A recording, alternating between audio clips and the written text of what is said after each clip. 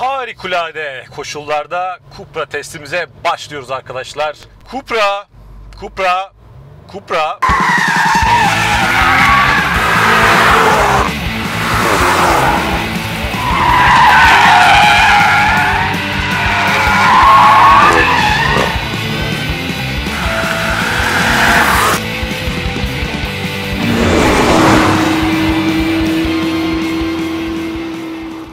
Bizimkiler yurt dışında oldukları için arkadaşlar gene bu kutsal görev bana düştü. Baş başayız. Sabah şu anda 8'i. Yağmur yağıyor. Yaklaşık olarak 15-20 dakikadır yağmaya başladı. Sabahın köründe çıktım esasında evden. Çıkarken yağmur yağmıyordu ama şimdi yağmaya başladı. 290'lık Cupra. 2016'da arkadaşlar bu araba makyajlandı. Eskisinden biraz daha fazla gücü var. İşte biraz daha hafif ve biraz daha gürültülü bir egzoz falan takmışlar. Onun haricinde ufak tefek değişiklikler var. Ama uzun uzun arabayı anlatırken göreceksiniz. Standart Leon'dan esasında çok daha farklı bir araba bu. Çok daha farklı bir araba. İçinden başlayalım. Bu romantik ortamda. Genel itibariyle malzeme kalitesi vasat. Biraz üstü. Yani neden biraz üstü diyorum? Çünkü Megane RS var mesela bu segmentte. Onun da içi son derece sert ve son derece vasat. Tabii eski Megane RS'ten bahsediyorum.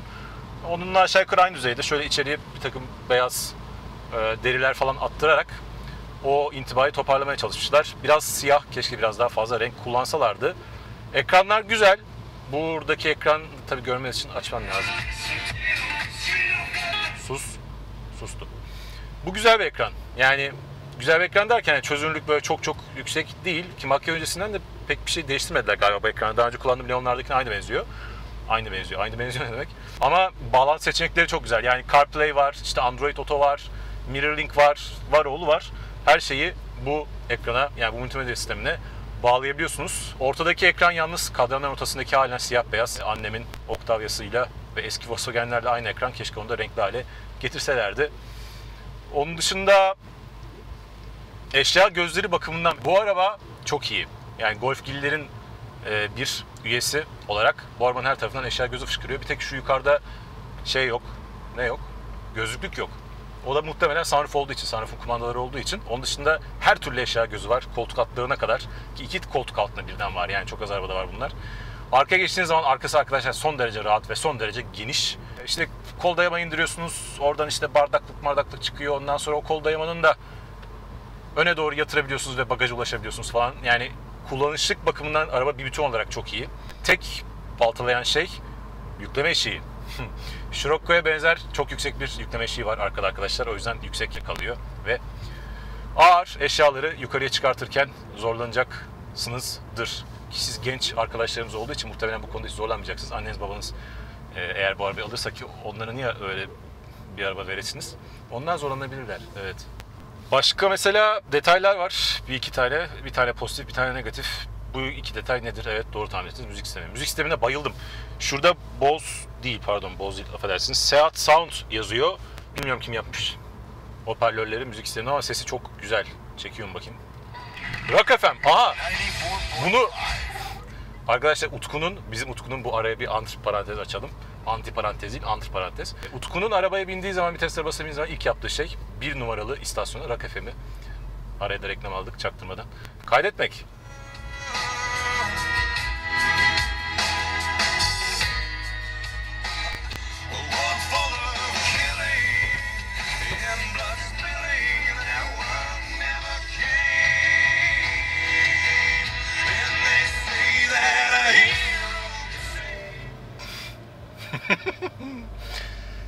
Bunları biraz daha Rock FM arka planı yerine motor arka planıyla, fonuyla, sesiyle, müziğiyle birazdan yapacağız arkadaşlar. Ama müzik de iyi gitti. Şimdi ne yapacağım? Ayağıma dolaştı. Şunu D'ye atayım. ESP neyse o kapalı kalsın. En de sonunda kapatacaktık zaten. Evet. Ne diyorduk? Müzik sistemi güzel. Evet, güzel bir ses veriyor. Farlar arkadaşlar. Standart Leon'da bahsettiğim üzere son derece zayıf farları var. Yani kısalar zayıf.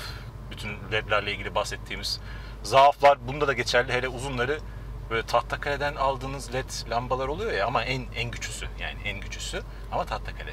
oyuncak gibi uzun farları var. Farlarını bu arabanın değiştirmeleri lazım. Zayıf aydınlatıyorlar. Yani başka işte izolasyondan bahsedebiliriz. Yol gürültüsü bu arada fazla. 19, 235, 35, 19 lastikleri var ve işte performans lastiği, bayağı performans lastiği ve sürtünmesi yüksek lastikler. Ondan dolayı ve bu test arabasına özgü bir şeyler daha var. Biraz fazla vu diye sürekli uğultu geliyor otobanda bu arabanın altından. Lastiklerden geliyor diye tahmin ediyorum. Yol gürültüsü fazla var. Rüzgar sesi çok fazla yok. Yani bir tek 215-220'den itibaren şu sol taraftan ekstra bir rüzgar sesi, aşırı bir sürtünme sesi çıkıyor. Onun haricinde çok büyük bir sıkıntı yok.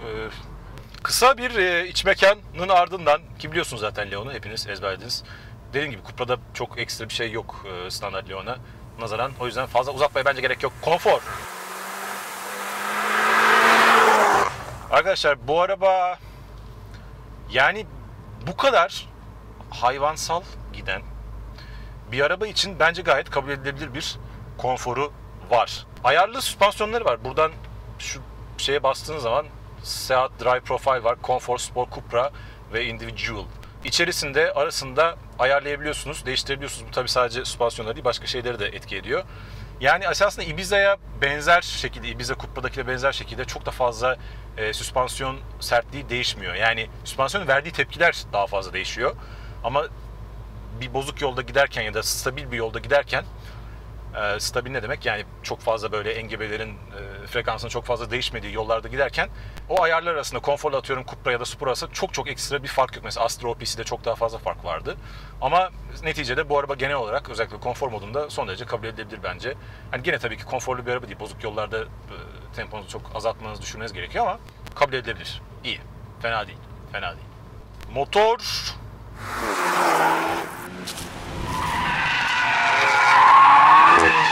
Yani bir motoru var bu arabanın. Güzel bir motoru var.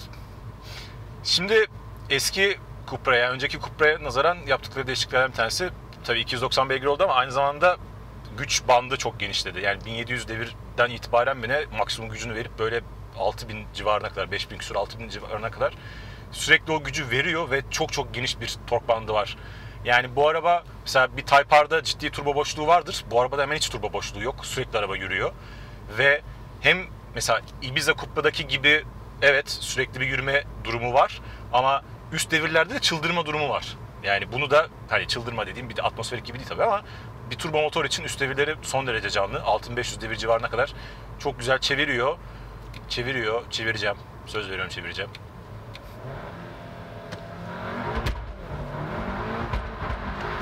Kafa. Oraya değil, oraya git.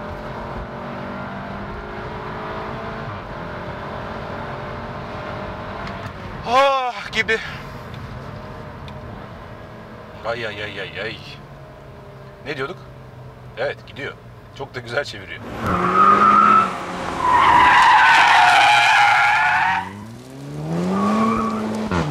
Tüketim. Arkadaşlar genellikle bu araba 10 litre civarı yakıyor. Yani gerçekçi uzun dönem tüketimi, gazlama hariç ama trafiğe de girseniz bol 10 litre civarı İstanbul'da bu araba yakıyor. 7,5 litreye de uzun dönem dolaştım. Hemen hiç trafiğe girmedim ama 7,5 litreye de arkadaşlar sakin yollarda bu arabayla gezebiliyorsunuz. Ama demin yaptığım gibi şeyler yaparsanız ve bunu sık yaparsanız 20 litrenin üzerine çıkabiliyorsunuz. 25 litreyle falan gezdim ama çok ekstrem koşullar. Fakat bir de tabii o işleri yapabilmeniz için bayağı boş yol olması lazım. Yani böyle şehir içinde bu araba fazla hızlı kalıyor. Genellikle İstanbul Park civarında böyle 3 gidiş yollarda falan kullandım ben bu arabayı. İlk gün hiç yağmur yağmıyordu bu arada. Dün epey yağmur yağıyordu. Zaten çekimlerden anlamışsınızdır. Açık yollarda yaptık, kuru yollarda yaptık. Tanırken de son derece kuruydu. O yollarda neler yaptığını, ne tür tepkiler verdiğini birazdan anlatacağım. Motor böyle. Güzel bir motor. Sevdim. Sesi fena değil. Yani özellikle Cupra'ya aldığınız zaman, tabii şimdi ben konforda gazladım. Birazdan Cupra'ya alırım. O zaman sesi daha fazla çıkıyor ama yapay bir ses o. Ama dışarıdan hiç fena bir sesi yok arabanın.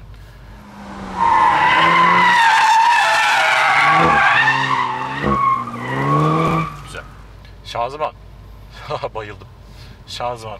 Yani klasik DSG ama arkadaşlar yani seneler geçtikçe aynı DSG olmasına muhtemelen DQ250 olması lazım bu şanzıman. 7 ileri değil 6 ileri tabii DQ250 olması lazım ama illaki geliştiriyorlar diye tahmin ediyorum. Muhteşem çalışıyor ya.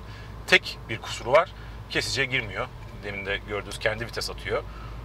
Fakat kulakçıkların tepkisi, düşürmeler, itaat, sakin giderken, normal D'de şu anda giderken ki tepkileri, S aldığınız zamanki ve manuel aldığınız zamanki tepkileri falan muhteşem ya, muhteşem. Madem bu kadar anlattık, ne yaptık? Manuel aldık. Gel bakayım. 1. Şimdi bak, bu 1, 2, 1, 2. Şu anda mesela sakin gidiyorum ve sakin giderken esasında çok da hızlı değiştirmede sport alalım.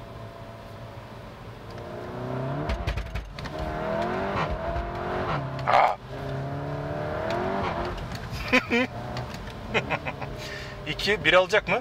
Biri alıyor ya. Biri alıyor. Ve böyle güm diye alıyor. 3, 2, biri almadı. Şimdi alır mısın? Aldı vallahi. Ya yani şey gibi, nasıl biliyor musunuz? Oyunlarda mesela Gran Turismo oynuyorsunuz. Basarsınız ve güm diye vites değiştirir ya, ama normalde hiç, ya çoğu araba o kadar çok süper sporlara gitmediğiniz müddetçe o kadar hızlı değiştirmez. Bu hakikaten çok hızlı değiştiriyor. Aşırı hızlı değiştiriyor. Sanki bilgisayar oyunu gibi. Çok iyi, çok iyi bir şanzıman.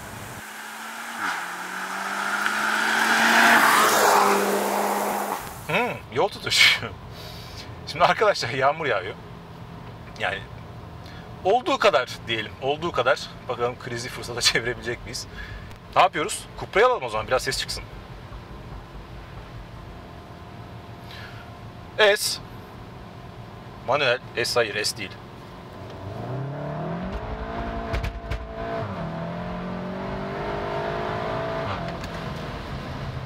Biraz daha sileceği çalıştırmamız gerekiyor. Fren noktasını tabii iyi ayarlamanız lazım. Çok erken basmanız lazım. Üzerinde P0'lar var. Kuruda iyi tutuyordu. Ama fazla güçlü bu araba. Yani fazla güçlü derken baş edemeyeceği kadar güçlü değil. Fakat gerçekten kuru yollara ihtiyacınız var. Ay ay ay ay ay.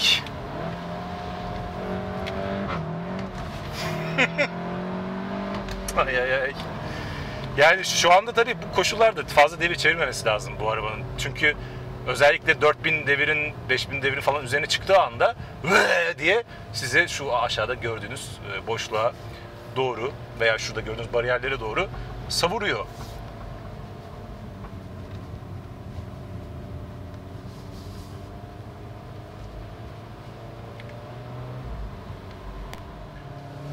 Bir de yokuş yukarı deneyelim. Hiç yani koşullar, şöyle bir şey var yalnız arkadaşlar. Bu araba kilitli diferansiyeli var. Elektronik kontrollü fakat mekanik. Yani özünde mekanik. Haldex tipi bir kilitli diferansiyeli var. Fakat esasında mekanik dediğim gibi, ama elektronik olarak kontrol ediliyor. Yani şartlara göre bu araba kilit oranını değiştiriyor. Ve yapabildiği şeyler inanılmaz.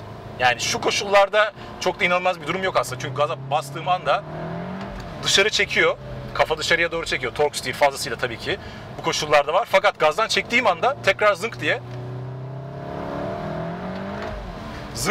tekrar sizi çizgiye geri sokuyor. Allah! Dışarıya dediğim gibi çok milisaniyelerle arkadaşlar, çok hassas çalışan bir diferansiyel. Milisaniyeler içerisinde gazdan çektiğim anda tekrar şeride geri sokuyor.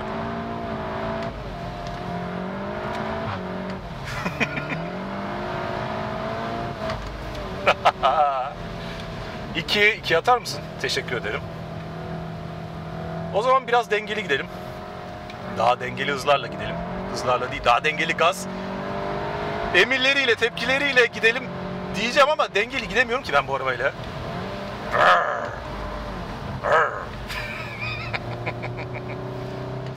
Daha fazla orta devirleri kullanmak lazım arkadaşlar. Yani sizin bana bunu söylemeniz lazım. Anti fazla devir çevirme. Şöyle en fazla 5000, işte 3000-5000 arası, 2500-5000 arası falan. Heh, bak ne kadar uysal, ne kadar sakin, ne kadar dengeli. Mesela oy oy oy. Şu anda SP'miz kapalı mı? Kapalı.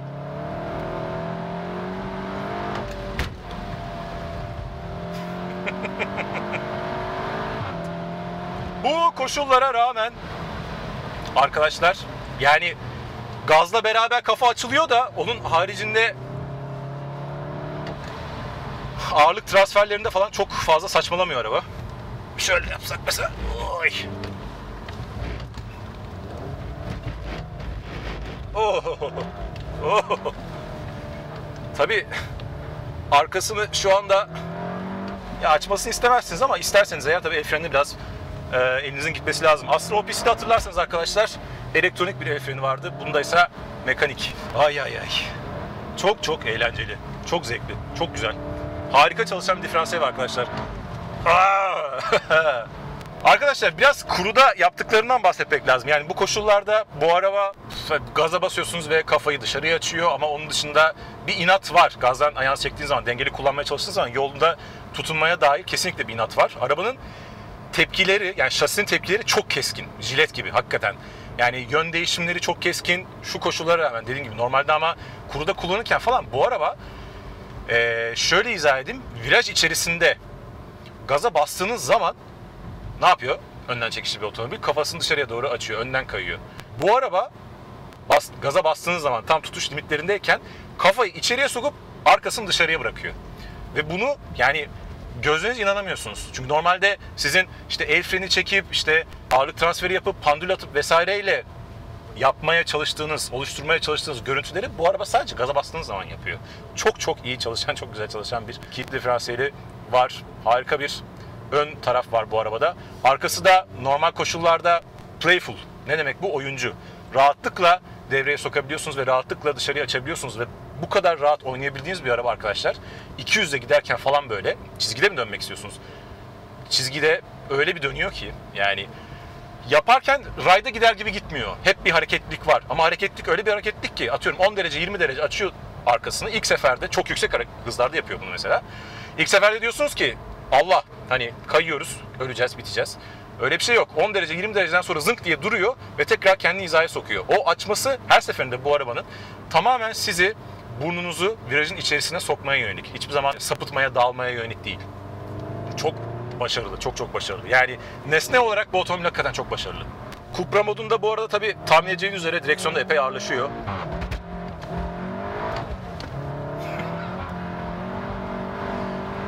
Ah! Ay ay ay ay ay. Ah! Araba bana huzur veriyor. Frenlerden de biraz bahsetmek lazım. İyi. Yani performans gittiği kadar iyi duruyor mu? İşte. Ucu ucuna. Ama çok çok fazla gittiği için tabii bu esasında bir eleştiri değil, övgü bile olarak kabul edilebilir. Yani fren yapsam mesela burada ya şu anda kayıyor tabii, bu koşullarda bir anlamı yok.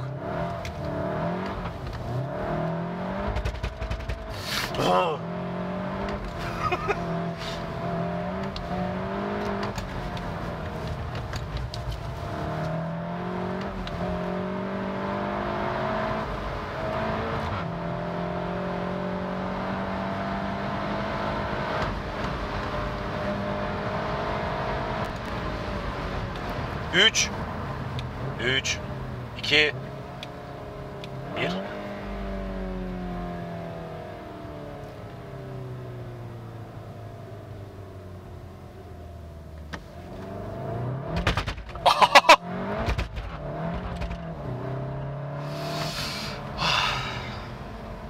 Peki bu araba dedik ki nesnel olarak iyi, nesnel olarak muhteşem.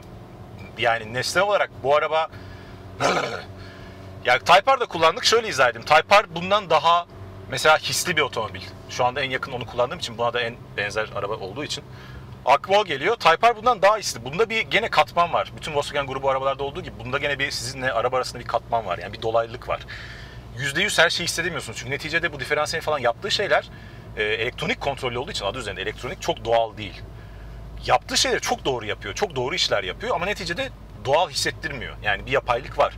Ama bu aldığınız hazza çok da fazla açıkçası etki etmiyor. Çünkü belli bir noktadan sonra yani 150 ile atıyorum viraj dönüyorsanız ve normalde bu işi o virajda 90 ile yapmanız gerekiyorsa, yani 100 yapmanız gerekiyorsa, çok yüksek süratlerde o virajlara dönüyorsanız zaten o noktadan itibaren ay hisli değilmiş falan, onlar geçerliğini yitiriyor. Bu arabanın üzerine ne kadar çıkarsanız arkadaşlar o kadar müthiş işler başarmaya başlıyor. Hakikaten çok başarılı.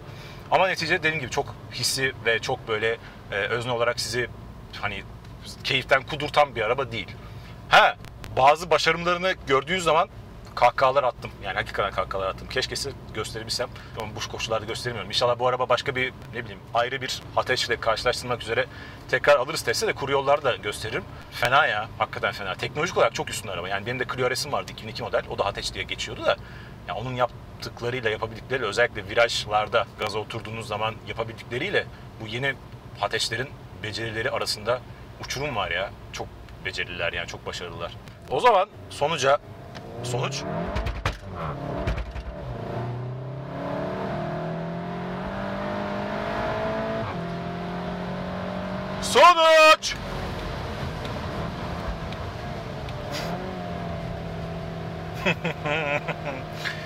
bu araba arkadaşlar güzel bir araba. Tabii esasında Hatch standartlarına göre 2.0 litre, 2.0 Hatch'lere göre o skalada çok da pahalı değil, hatta galiba bu en ucuzu. Bundan daha ucuz bir 1.6 işte 308 GTI var. Onu kullanmak lazım tabii. Kullandıktan sonra onu ancak yorum yapabilirim, kıyaslayabilirim. Fakat arkadaşlar bu araba işte 150 bin lira civarı. Şu haliyle, ki donanım bazında bu arabada tek eksik anahtarsız giriş ve çalıştırma. Anahtarsız giriş ve çalıştırmanın olması tabii çok üzdü ve şaşırttı ama onun dışında bu arabada her şey var. Adaptif cruise kontrol var ki harika çalışıyor. Gerçekten harika çalışıyor. Duruyor. Durduktan sonra sizin tekrar başlatmanız gerekiyor arabayı, ilerletmeniz gerekiyor. Ama sıfıra kadar inip, yani 0-1 kilometreye kadar inip ondan sonra işte 200'e 210'a kadar veya kaç kilometreye kadar çıkan full spektrum bir adaptif cruise kontrolü var ve DSG ile beraber çalıştığı zaman ikisi şehir içinde işinizi o kadar kolaylaştırıyor, o kadar rahatlatıyor ki sizi. Yani günlük kullanıma bu araba çok uygun bir araba. Gerçekten çok uygun bir araba. Dediğim gibi yani bazı gerçekten bozuk yollarda konfor belki biraz rahatsız edecektir. Ama onun haricinde tekrar söylüyorum, DSG çok büyük bir ekstra bu otomobilde. Tabii ki manuel kullanmanın keyfi ayrı. Ama o kadar iyi çalışan bir DSG'si var ki ve günlük kullanıma da bu otomobili o kadar uyumlu bir hale getiriyor ki bence bu otomobilde çok büyük bir bonus. Hani işte Golf'lerde falan 10 bin lira, 15 bin lira veya Passat'larda DSG için fark alıyorlar ya, bize nasıl yaparlar böyle bir şey falan diyoruz. Yani bu arabada DSG için aldıkları kaç kuruş bilmiyorum ama her kuruşuna sonuna kadar değiyor ve hak ediyor. Gerçekten all round, çok yönlü, yeteneklerin yelpazesinin genişliği olarak çok iyi. Bu haliyle ne diyordum? 165 bin lira falan, 167 bin lira o civarda bir fiyatı var ve tekrar söylüyorum 2.0 Hatch'ler standartlarında bu fiyat iyi, uygun. Bu otomobil için bence son derece uygun. Tabii ki yani bu kadar para verdikten sonra bundan daha konforlu ya da bundan daha kaliteli, iç mekan daha kaliteli arabalar elbette bulacaksınızdır. Ama yani iş hızlı kullanmak ve tutuş limitleri, fiziksel tutuş limitleri, sürüş dinamikleri, yol tuş becerisini de devreye soktuğunuz zaman ve bunun yanına diğerlerini koyduğunuz zaman o zaman işte hakikaten çok eksepsiyonel bir arabayla karşı karşıya kalıyoruz arkadaşlar. Çok beğendim. Özellikle standart Leon'un zaaflarının hemen hiçbirini bu araba taşımıyor. Farlar hariç bir tek aklımda kalan o. Ama onun dışında çok iyi bir araba.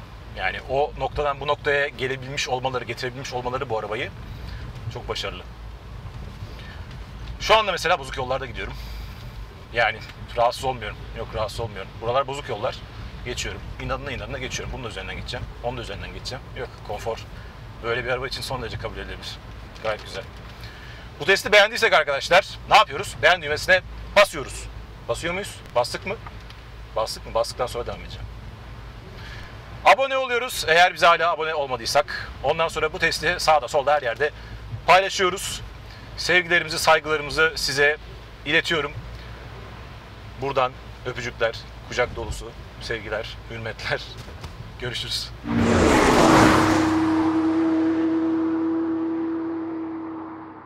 This maze is so hard. It's so narrow at the bottom.